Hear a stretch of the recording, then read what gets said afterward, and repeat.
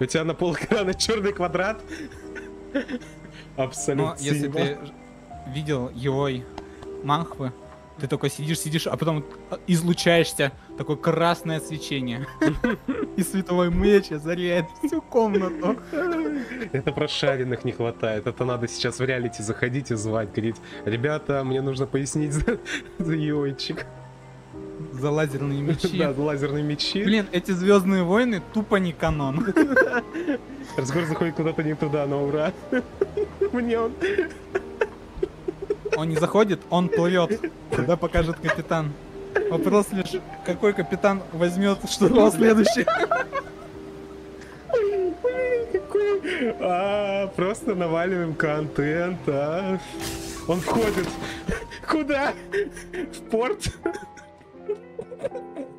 Он входит в порт своего друга, да?